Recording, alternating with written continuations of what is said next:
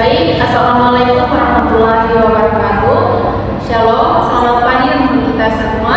Puji dan syukur kita panjatkan kehadiran Tuhan Yang Maha Esa karena berkat-Nya sehingga kita dapat berkumpul di tempat ini untuk melakukan aktivitas kita. Nah, sekarang kami dari kelompok 5 perkenalkan, nama saya Mas Stefani sebagai moderator. Kemudian teman saya di sebelah, Nama saya Juliana, saya sebagai pemateri pertama. Saya Jalan Taufik, saya sebagai pemateri kedua. pada pagi hari ini kami akan membawakan materi tentang pendidikan dan keluarga. Untuk mempersingkat waktu, langsung saja kita masuk dalam materi yang pertama.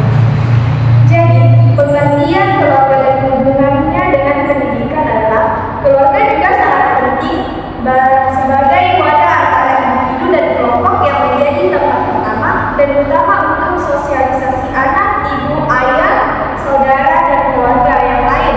Adalah orang yang pertama yang melakukan kontak dan tempat pembelajaran sebagaimana hidup orang lain. Anak-anak menghabiskan waktunya dalam keluarga sampai mereka masuk sekolah. Keluarga juga sangat penting sebagai wadah antara individu dan kelompok yang menjadi tempat pertama dan utama untuk sosialisasi anak. Adapun fungsi keluarga dalam pendidikan yaitu pertama, fungsi pendidikan, fungsi rekreasi, fungsi keagamaan, fungsi perlindungan. Dilihat dari segi sifatnya, ada keluarga terbuka dan ada keluarga tertutup. Peran keluarga terbuka ialah selalu mendorong anggota keluarganya untuk selalu bergaul dengan teman-temannya. Ayah dan ibu mempunyai banyak kenalan. Anggota keluarga mempunyai perhatian kepada masalah-masalah sosial. Selanjutnya, saya akan melanjutkan pada nilai pendidikan dalam keluarga. Pendidikan keluarga akan berjalan baik dan mencapai tujuan jika keluarga itu memenuhi 3 syarat. 3 syarat itu ialah pertama, apabila keluarga itu merupakan anggota-anggotanya yang berinteraksi secara face to face atau secara tatap. Kedua, apabila orang tuanya mempunyai motivasi yang kuat untuk mendidik anak disebabkan rasa cinta kasih, hubungan dari suami istri. Dan ketiga, jika hubungan sosial dalam keluarga itu bersifat relatif tetap sehingga orang tua dapat melakukan proses pendidikan yang relatif lama.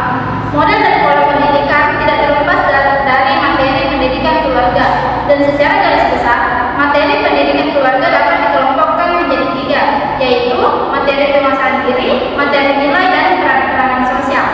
Selanjutnya, proses pendidikan dalam keluarga. Dilihat dari segi zaman, maka pendidikan keluarga itu berlangsung sepanjang hayat. Oleh karena itu, sistem pendidikan Islam dalam keluarga merupakan melalui proses dan tahapan, di mana proses dan tahapan itu disebut dengan periodisasi. Menurut konsep pendidikan Islam, pendidikan dalam keluarga dapat dibagi menjadi 3 periode, yaitu periode prakonsepsi, periode pranatal, dan periode postnatal. Jadi, peranan keluarga dalam pendidikan.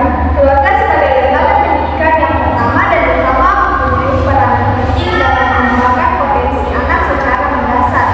Menurut Rasulullah itu, ada yang 3 bidang pendidikan yang dapat dikembangkan oleh orang tua dalam rangka pendidikan keluarga, yaitu pertama, pendidikan jasmani dan kesehatan, kedua, pendidikan akal, ketiga, pendidikan psikologika dan emosi, keempat, pendidikan agama dan spiritual, 5, pendidikan akhlak, dan terakhir adalah pendidikan sosial anak.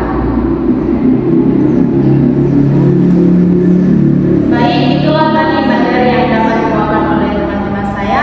Dan sebelum saya mengakhiri, dapat kita simpulkan di sini bahwa keluarga adalah kelompok sosial yang terdiri dari anak dan orang tua yang mempunyai ikatan darah, perkawinan, atau adopsi. Keluarga juga sangat penting sebagai wadah antara individu dan kelompok yang menjadi tempat pertama dan utama untuk sosialisasi anak, ibu dan saudara, dan keluarga yang baik. Adalah